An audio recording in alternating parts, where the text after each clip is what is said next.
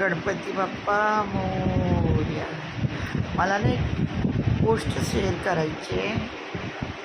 मी ना फसली गेले, 3 ठिकाणी फसले तशी. पण एक बिल्डर आहे यादव म्हणून, आणि नेरळची साईट दाखवली होती त्याने. माझ्याकडून ना पैसे घेतले त्याने, आणि मला बोलला कसं माझे मिस्टर खूप सिरियस होते, मला घर नाही स्वतःचं, पैसे घेतले म्हणजे मी तुमचे पेपर बनवतो आणि घर देतो. घर दाखवलं, अगदी 2-3 मुलं वगैरे आम्ही बघायला गेलो, नेरळची साईट दाखवली, आणि ना माझे पैसे घेऊन त्याला आता 2 वर्ष झाली.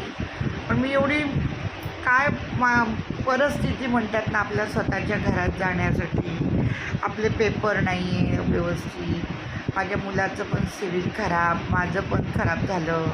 आता माझे मिस्टर खूप आजारी होते, म्हणजे वारले आता ते, आणि आम्ही आमच्या या पेशंटच्या याच्यातच 2 वर्ष गेली. म्हणजे 2 वर्ष होतील आता. तो माणूस आता अचानक फोन आहे चालू, पण फोन घेतच नाही आहे, उचलतच नाही.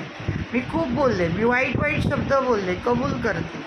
पण बघा ना काय निर्दयी लोक असतात की अरे पैसे घेतात. त्या माणसाने पैसे हे केलं, माझ्या मुलाची गाडी गहाण पडली, माझ्या मुलीचे दागिने गहाण पडले, का तर वडील आजारी, वडील वारले, आजी वारली, तेवढ्यांची ती श्राद्ध, परत चुलत, सगळ्या एवढे प्रॉब्लेम झाले, आणि आमची एवढी परिस्थिती बिकट झाली. पण त्याला रोज फोन करते, रागाने खूप वाईट पण बोलली. मी कबूल करते, मी गुन्हा कबूल करते.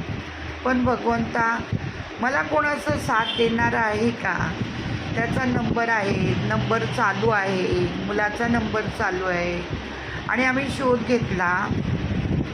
त्याने ॲग्रीमेंट बनवलं आहे चिंचपाडा कल्याणचं.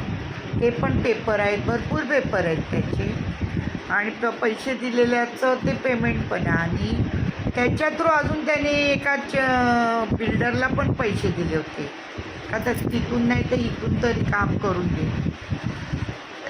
असे करून त्याने 2 वर्षापूर्वी 50,000 घेतले. मी काय सांगू तुम्हाला, 25% व्याजाने पैसे काढून दिले, का तर 8 दिवसात तो घर देणार होता. आणि खरोखर काय त्यांनी बाळवलं. आम्ही मुलं पण होती म्हणा, मी एकटीच नव्हती. खूप फसवतात तो.